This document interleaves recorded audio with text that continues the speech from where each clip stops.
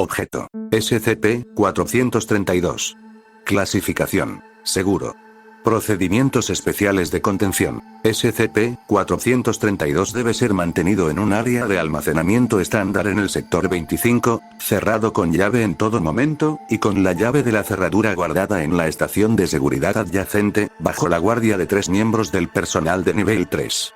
No se requieren otras contenciones especiales. Fotografía tomada desde el interior de SCP-432. Descripción. SCP-432 es un gabinete de almacenamiento con 2 puertas de acero, que mide 2 metros de alto, 1.2 metros de ancho y 1 metro de profundidad. El exterior del gabinete está pintado de verde mate, y no posee características remarcables, excepto pequeñas áreas con corrosión y rayaduras leves, proporcionales a haber estado expuesto a los elementos por un período prolongado de tiempo. Las puertas del gabinete están ajustadas con un pestillo corredero, y un cierre para candado, permitiendo que la puerta sea asegurada desde afuera. Las dimensiones interiores de SCP-432 muestran una disparidad significativa con el exterior. Las puertas se abren a un espacio aparentemente extradimensional, que contiene un gran complejo de laberinto, compuesto de una serie de corredores todavía inexplorados. Las paredes, piso y techo de los corredores están construidos con acero altamente oxidado, y mantienen las mismas escalas de altura y ancho que el exterior de SCP-432, 2 m de alto por 1.2 metros de ancho. Los corredores dentro de SCP-432 están iluminados, a intervalos irregulares, por lo que parecen ser bombillas domésticas comunes, aseguradas a las paredes con accesorios de malla metálica. Se observa que muchas de las bombillas titilan, y muchas otras están quemadas o rotas. En algunos lugares varias tuberías de metal de gran calibre han sido descubiertas atornilladas a las paredes de los túneles. Estas tuberías son notablemente frías al tacto, y contienen agua fluyendo, aunque el origen y destino de las tuberías y el agua son desconocidos. Muchas de las tuberías observadas muestran una obvia necesidad de reparación, y pierden agua fría, promedio de 3 grados Celsius. El análisis de esta agua ha revelado un bajo contenido de oxígeno y cantidades ínfimas de óxido de hierro, pero el agua es de otro modo potable.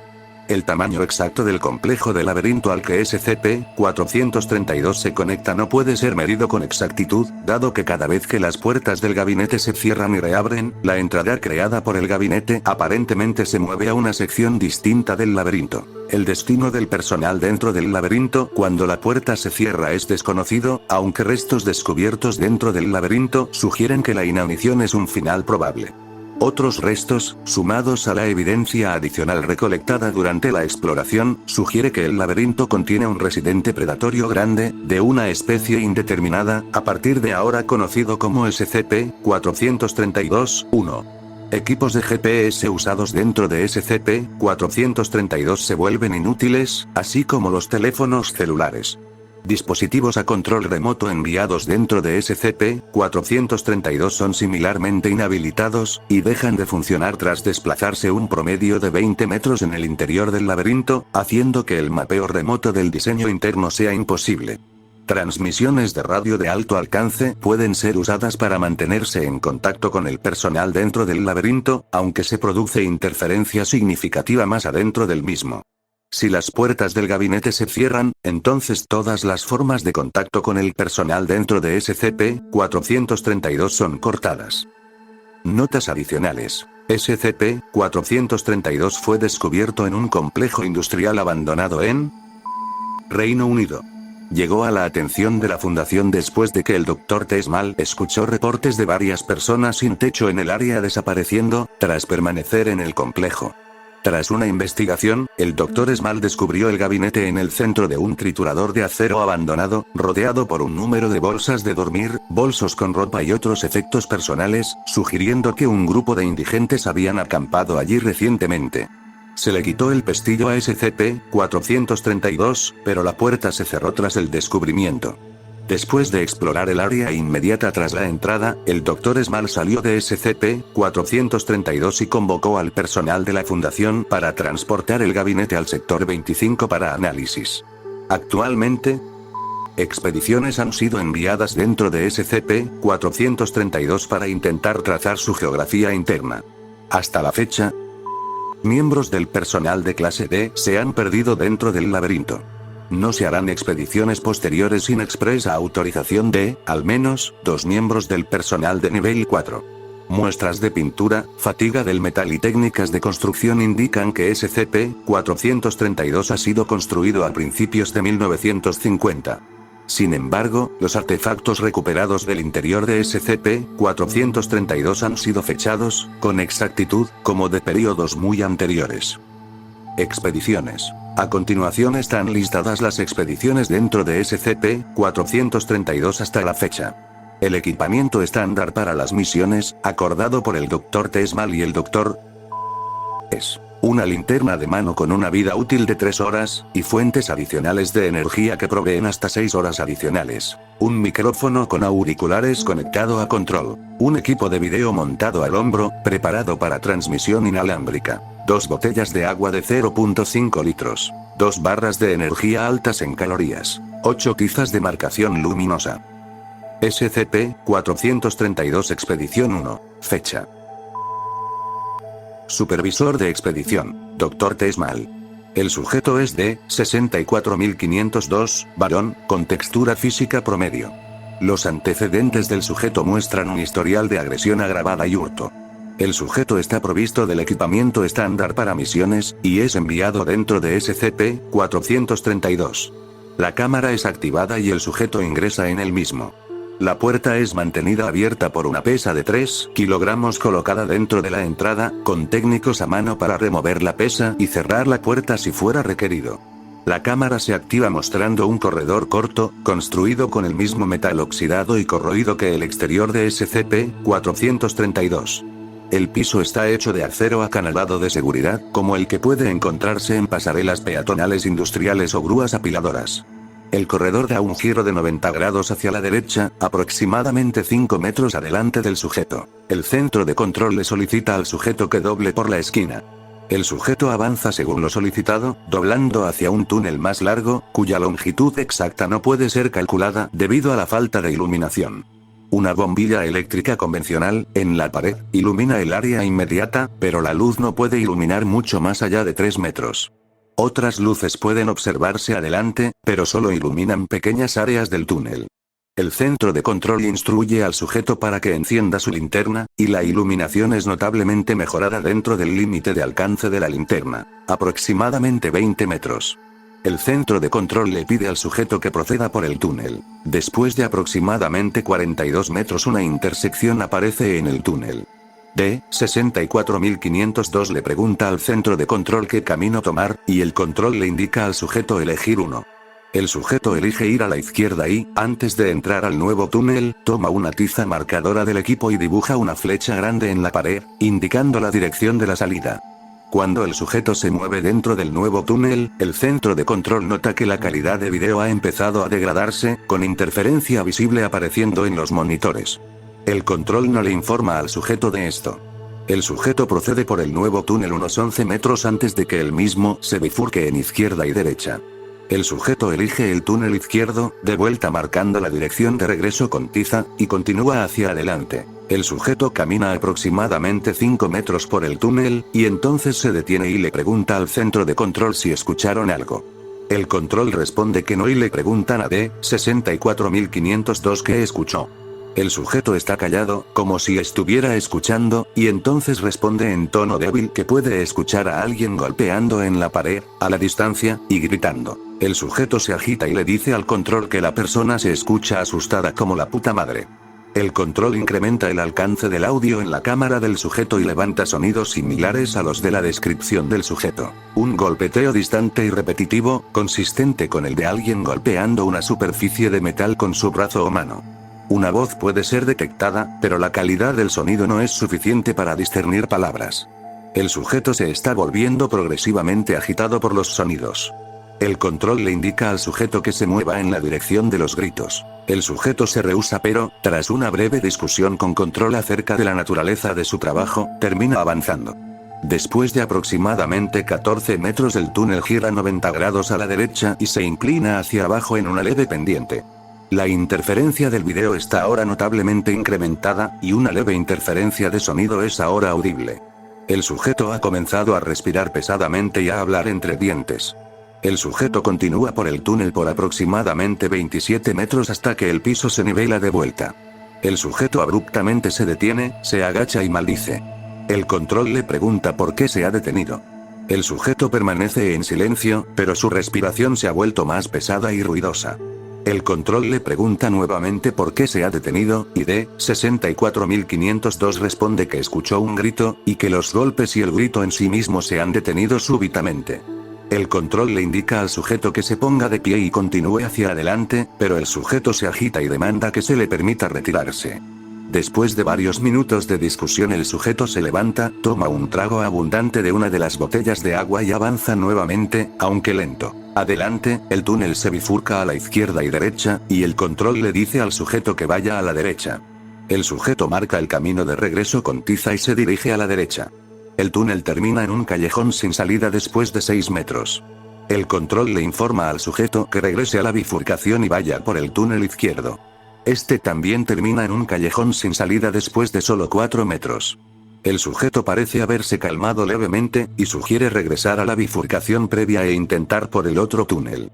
El control consulta con el doctor, quien decide retirar al sujeto y analizar la información recolectada hasta ahora. El sujeto ha estado dentro de SCP-432 por exactamente 37 minutos, en este punto. El control le informa al sujeto que regrese.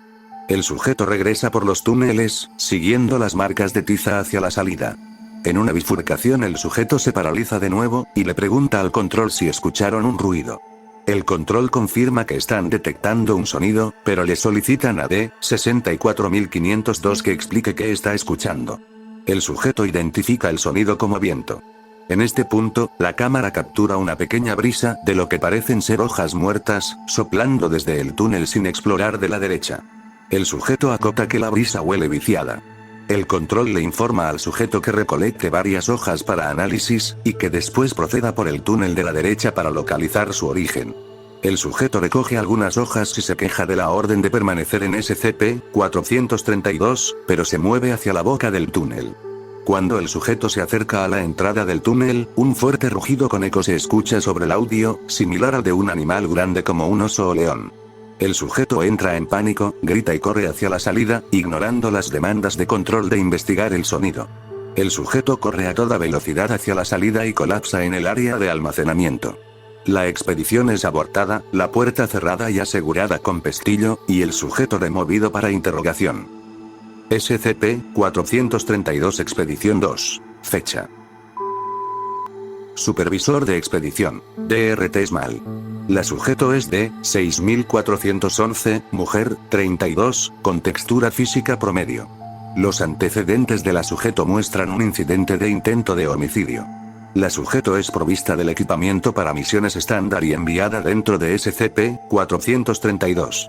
La cámara es activada y la sujeto ingresa al mismo. La puerta es mantenida abierta por una pesa de 3 kilogramos colocada dentro de la entrada, con técnicos a mano para remover la pesa y cerrar la puerta si es requerido. La cámara se activa, mostrando que la sujeto está en un corredor extenso, construido con el mismo metal corroído que el exterior de SCP-432. La luz de la puerta abierta detrás de la sujeto, junto con la iluminación provista por las bombillas ubicadas en las paredes de la estructura, a intervalos regulares, iluminan el túnel por aproximadamente 20 metros. Más luces son visibles más adentro del túnel, pero son muy débiles. El control le solicita a la sujeto encender su antorcha y avanzar dentro de la estructura. La sujeto obedece. El conducto continúa por aproximadamente 100 metros, desde la entrada, hasta que termina en una bifurcación hacia la izquierda y derecha. La sujeto le pregunta al control qué camino tomar y se le dice que siga a la derecha. D-6411 marca la ruta de regreso con tiza y procede por el túnel 50 metros hasta que alcanza otra intersección. El control le informa a la sujeto que tome el camino izquierdo, la cual marca la pared del túnel y entra por el camino indicado, que continúa por 47 metros hasta que otra bifurcación es alcanzada. El control nota que ha empezado a aparecer interferencia, tanto en el canal de video como en el de sonido, pero es momentáneamente insignificante. La sujeto toma una pausa para tomar de una de sus botellas de agua y marca su ruta de regreso antes de seleccionar, sin autorización del control, la ramificación derecha. El control reprende a D-6411, pero le permite continuar. El conducto da un giro de 90 grados a la izquierda después de 18 metros, y entonces continúa en línea recta por aproximadamente 73 metros. Delante de la sujeto aparece otra división de caminos, pero cuando la sujeto se acerca, se paraliza y reporta que puede oír un golpe rítmico proviniendo a través de las paredes. El control aumenta el alcance del audio en la cámara y el sonido es recogido. El golpe dura 73 segundos antes de detenerse. La sujeto ha permanecido quieta mientras escucha, intentando respirar silenciosamente. El control induce a la sujeto a que marque la pared del túnel y proceda a la izquierda. La sujeto se mantiene inmóvil y realiza varias preguntas sobre la naturaleza de SCP-432 y el origen de los golpes. El control reitera sus órdenes con firmeza y la sujeto resume el avance, yendo por el túnel izquierdo según lo indicado. La sujeto se ha desplazado por casi 150 metros cuando se detiene y apunta la cámara a la pared izquierda del túnel. Observa que todas las luminarias en este tramo de la estructura han sido destruidas. Esquirlas de bombillas rotas se ven desparramadas por el piso. La sujeto continúa avanzando, destacando que ha comenzado a detectar un débil pero desagradable olor. Cuando se le pide describir dicho olor, D6411 contesta algo muerto. Después de otros 24 metros la sujeto nota un objeto adelante en el túnel, y se mueve hacia él. La calidad de video ahora está comenzando a degradarse severamente. El ángulo de cámara se inclina cuando la sujeto se arrodilla para examinar el objeto, y el control le pide a la sujeto que explique qué ha encontrado. La sujeto informa que el objeto es un zapato deportivo izquierdo, comúnmente conocido como un calzado. La cámara hace zoom en el objeto mientras que la sujeto lo ilumina con su fuente de luz. La visión de la cámara se inclina de vuelta cuando la sujeto de repente mira el piso del túnel y emite un fuerte improperio. El piso del túnel está cubierto con una gran cantidad de residuo marrón seco, que cruje y se descascara cuando la sujeto mueve sus pies. Salpicaduras secas del residuo se observan sobre las paredes. La sujeto remarca que la sustancia es aparentemente el origen del olor, y conjetura que es sangre seca. La cámara detecta varias manchas grandes de la sustancia que se alejan del charco por el corredor. La respiración de la sujeto se está volviendo ligeramente panicosa. El control le solicita a la sujeto que tome el zapato y una muestra de la sustancia para análisis.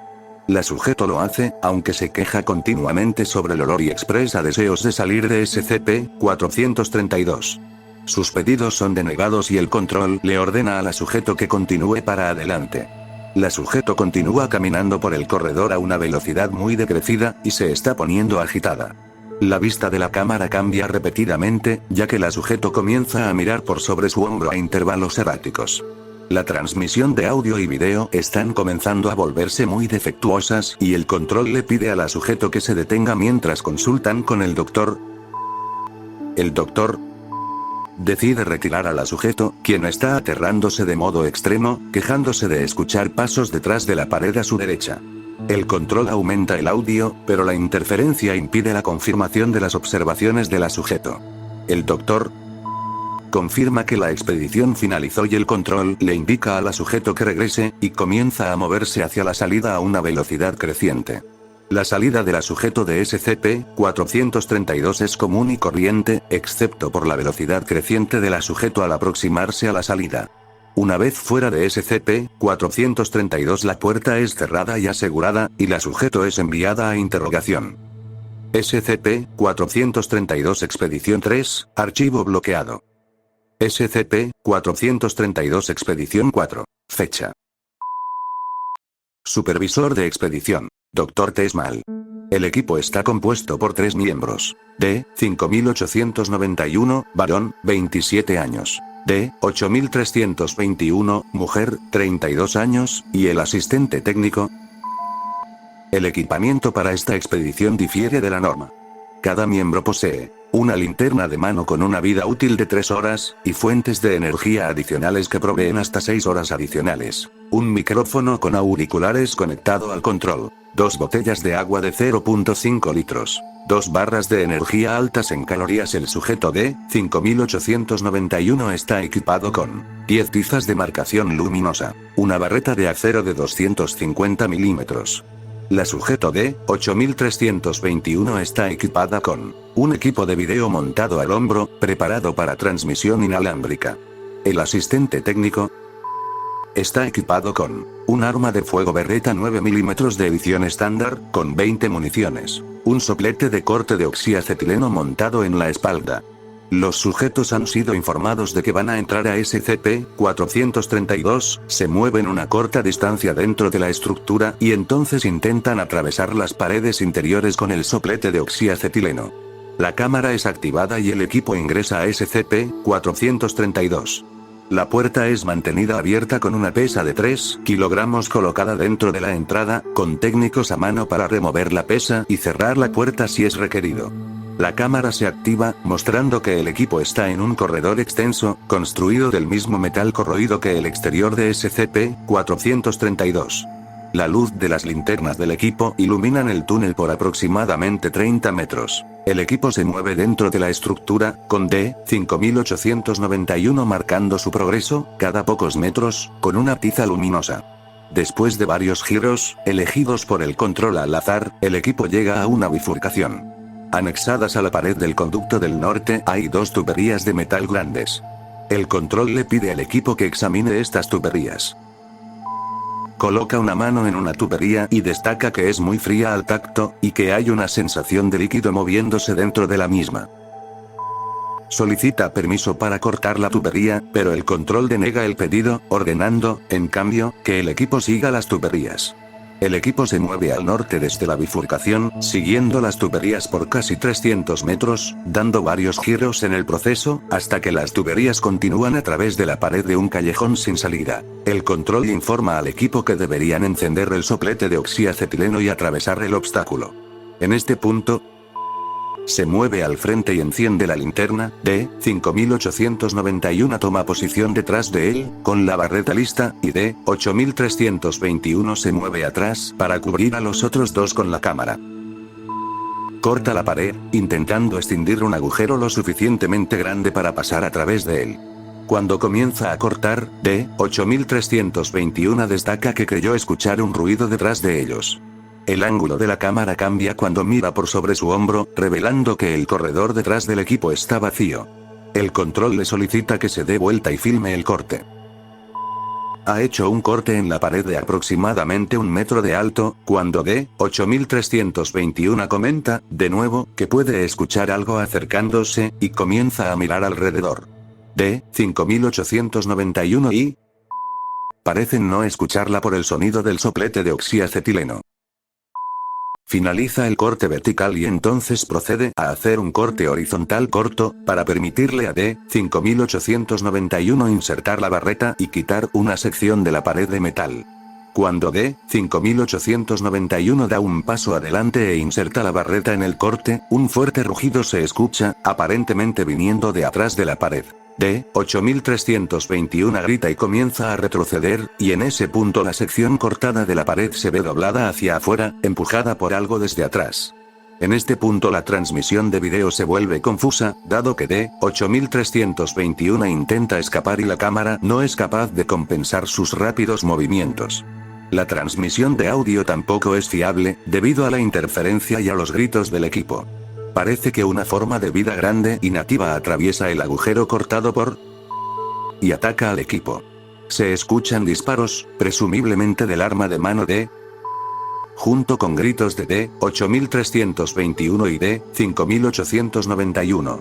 Los registros de audio también documentan un fuerte bramido, que está actualmente sin identificar, pero que se presume emitido por la forma de vida. Imágenes de video fijas revelan que, datos borrados. La sujeto D-8321 logra regresar a la entrada de SCP-432 herida y en un estado de angustia mental extrema. Sale de SCP-432 y, antes de que el equipo técnico pueda detenerla, quita la pesa que mantiene la puerta abierta y cierra SCP-432. Cuando la puerta es reabierta, el recorrido interno ha cambiado y D-5891 y el asistente técnico se asumen como desaparecidos. La sujeto D-8321 es removida para interrogación, y después de la misma es eliminada. Durante la interrogación se descubrió que un gran mechón de pelo animal quedó atrapado en el arnés del equipamiento de D-8321. El pelo es removido para análisis. SCP-432 Expedición 5. Fecha. Supervisor de expedición, Dr. Tesmal. El sujeto es de 8887, varón, 19, con textura física atlética. Los antecedentes del sujeto muestran una historia de violencia de pandillas y homicidio. El sujeto está provisto del equipamiento estándar para misiones, y es enviado dentro de SCP-432. La cámara es activada y el sujeto ingresa en el mismo. La puerta es mantenida abierta por una pesa de 3 kilogramos colocada dentro de la entrada, con técnicos a mano para remover la pesa y cerrar la puerta si fuera requerido. La cámara se activa mostrando que el sujeto está en un corredor corto, construido con el mismo metal oxidado y corroído que el exterior de SCP-432, y que termina en una bifurcación después de aproximadamente 10 metros. El túnel es notable, con respecto a expediciones previas, en que no hay bombillas encendidas en las paredes. Cuando el sujeto se mueve hacia adelante, destaca que hay una gran cantidad de vidrios rotos en el piso del túnel. El sujeto enciende su linterna y procede hacia la bifurcación, y entonces se dirige a la izquierda, según lo instruido por el control, tras marcar su ruta. El sujeto se mueve a través de SCP-432, dando giros según lo indicado por el control. Durante este tiempo el sujeto cuida de señalar su ruta, usando la tiza marcadora, y hace reportes de rutina al control, describiendo toda impresión visual o auditiva de la estructura. El sujeto informa que puede escuchar distantes y ocasionales ruidos de máquinas a través de las paredes, y que el interior de SCP-432 es bastante frío. Después de 45 minutos, el sujeto se ha trasladado aproximadamente 2500 metros a través de la estructura. La interferencia de audio y video es mínima, y el sujeto ha marcado cuidadosamente su ruta, a lo largo de SCP-432, con tiza marcadora. Hasta ahora todas las bombillas montadas a la pared, que se observaron en esta sección de la estructura, han sido destruidas. El sujeto se detiene para beber una de las botellas de agua y consumir una barra de racionamiento. Después de descansar por unos pocos minutos, el sujeto continúa y, después de dar un giro a la derecha, encuentra 3 objetos en el piso del túnel. El sujeto se detiene e ilumina los objetos con su linterna, revelando que son dos latas de alimento abolladas y un tenedor de hojalata doblado. Las latas están parcialmente corroídas, parecen ser bastante viejas, y las etiquetas son de una conocida marca de frijoles enlatados. El control le pide al sujeto que coloque los objetos en su equipamiento para análisis. El sujeto continúa hacia adelante, pero después de 40 metros se detiene e informa al control que puede escuchar algo. El control solicita explicaciones, y D-8887 comenta que puede escuchar un débil sollozo o llanto proviniendo de algún lugar cercano. El control le pregunta si el llanto es de varón o mujer, y el sujeto responde que suena como de varón. La recolección de audio no puede registrar el sonido con claridad. El sujeto está, en este momento, parado en una bifurcación, y el control lo instruye para que se mueva en la dirección del llanto. El sujeto toma el conducto de la mano izquierda, se mueve 30 metros por el corredor, da un giro a la derecha y sigue por el corredor otros 22 metros, procede al frente de una intersección y continúa por 37 metros. La interferencia de video ha empezado a incrementarse, y el control le advierte al sujeto que no proceda muy rápido. El sujeto se queja de que la oscuridad dentro de SCP-432 está enlenteciendo sus esfuerzos, y entonces grita: «Hola. ¿Puedes escucharme? Estoy llegando». El control reprende a D-8887 por gritar, informándole que podría atraer atención hacia sí mismo. El sujeto pregunta qué más hay aquí dentro, entonces. Pero el control le indica que continúe por su ruta actual y localice el origen del llanto. El sujeto se detiene en la siguiente intersección y escucha. El audio recoge un gemido o grito alargado, de origen aparentemente humano, después de lo cual cesa. El sujeto maldice y pregunta si escucharon el grito, afirmando que sonó muy cercano. El control le pide al sujeto que continúe hacia adelante, y el sujeto obedece, aunque con lentitud, tratando de moverse con el mayor sigilo posible. Después de 20 metros el conducto gira a la derecha. El sujeto dobla la esquina cuidadosamente. La cámara revela que el conducto termina en un callejón sin salida. El sujeto se aproxima a la pared, y coloca una oreja contra el metal. Se retira de la pared apresuradamente siseando improperios. El control le pregunta qué escuchó, y el sujeto susurra: «Hay algo detrás de la pared, lo puedo escuchar haciendo crujir algo». El sujeto susurra reiteradas solicitudes para salir de SCP-432 inmediatamente. El control consulta con el Dr. Small, quien está de acuerdo con retirar al sujeto. El control confirma al sujeto que puede comenzar a regresar por sus pasos, lo cual hace a un ritmo incrementado. La salida del sujeto de la estructura es sin incidentes, aunque el sujeto continúa mirando por sobre su hombro y requiere aliento verbal, por parte del control, para prevenir una entrada en pánico. El sujeto retorna de SCP-432 después de un tiempo de expedición total de 1 hora y 47 minutos, y es enviado para interrogación. Materiales recuperados. Todos los documentos contenidos en este archivo son de autorización de clase 2, requiriendo 2 aprobaciones firmadas para su acceso. Todos los objetos a continuación han sido recuperados del interior de SCP-432 durante las expediciones hasta la fecha. Hojas descubiertas en la expedición 1. 12 hojas en total. 3 de roble, 4 de fresno, 2 de cerval y 3 de arce. Todas las hojas están secas y derruidas, y exhiben signos de edad extrema. Calzado, recuperado en la expedición 2. Un zapato deportivo izquierdo, hecho de goma y lona, con el logo de en el tobillo. La marca y el estilo de manufactura fechan al zapato a 1982. El zapato muestra signos de uso intenso, cordones deshilachados, suelas desgastadas y dedos rotos, y está embadurnado por una fina capa de tierra y óxido. Sangre seca, recuperada en la expedición 2. Rozaduras de una gran mancha de sangre seca. Los exámenes han confirmado que la sangre es humana, masculina, de tipo 0 positivo. La sangre es muy vieja y degradada para una reconstrucción de ADN. Pelo animal, recuperado en la expedición 4. Un mechón grande de pelaje animal de color marrón mate, con un gran grupo de células de piel unidas a las raíces. Los pelos son de aproximadamente 13 centímetros. De largo, rígidos, ásperos y con un olor extremadamente desagradable.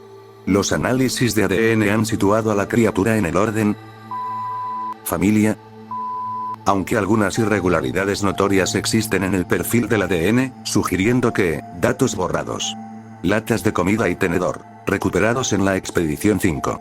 2 latas vacías y aplastadas de frijoles horneados, con albóndigas y un tenedor de hojalata.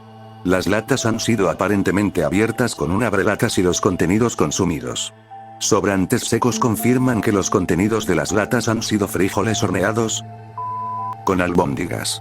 Una lata contiene restos de sangre humana mezclada con la salsa del alimento, así como pequeños restos de tejido humano. La sangre y el tejido están mezclados con la salsa del alimento de una manera que sugiere que fueron añadidos antes de su consumo. El tenedor está hecho de hojalata, y tiene una manufactura y estilo consistente con los utensilios del ejército de 1940. Está doblado y raspado en lugares que se corresponden con un uso extendido. Los dientes del tenedor están cubiertos con salsa de alimento seca, consistente con frijoles horneados, con albóndigas, así como rastros de sangre y tejido humano.